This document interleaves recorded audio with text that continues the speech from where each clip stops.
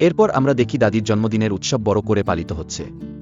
এই সময় দাদি সকলের সামনে ঘোষণা দেন, এই হলো চ্যাংশুর স্ত্রী এবং আমাদের বউ। সেখানে উপস্থিত অতিথিরা সিননাংকে নিয়ে নানা রকম গুঞ্জন শুরু করে। কেউ বলে তার আসল পরিচয় কি, আমরা তো কিছুই জানি না। তখন হঠাৎ সিননাংয়ের মা বাবা এসে হাজির হয়, অর্থাৎ যার শরীরে সিননাং এর আত্মা আছে তার মা বাবা। তারা খুব রেগে চিৎকার করতে থাকে, তুমি আমাদের ছেড়ে কিভাবে এসেছো, আর তুমি আমাদের টাকা পয়সাও কিছু দিচ্ছ না। তারা এইভাবে সিননাং এর উপর চিৎকার চালিয়ে যায়। চ্যাংশু তখন তাদের বাইরে বের করে দিতে বলে, কিন্তু তারা সরে যায় না এবং জোরদারভাবে বিরক্তি সৃষ্টি করে।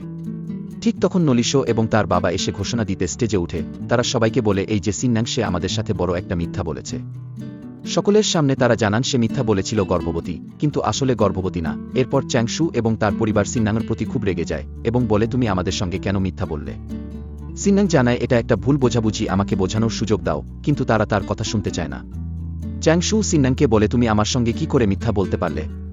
তখন সিননাং তাকে প্রশ্ন করে, তুমি কি আমার সম্পর্কে এতটাই কমই জানো। তারপর সিননাং চ্যাংশুকে বলে, আমি এখানে শুধু দাদিকে সুস্থ করতে এসেছিলাম, এখন দাদি সুস্থ তাই আমি চলে যাচ্ছি। এই কথা বলে সে সেখান থেকে চলে যায়। চ্যাংশু এবং তার পরিবার পরে আফসোস করতে থাকে। তারপর তার পরিবার চ্যাংশুকে বলে যে আমাদের বুকে ফিরিয়ে নিয়ে আসো। তখন চ্যাংশু সিননাংকে রাজি করানোর জন্য তার পিছু নেয়।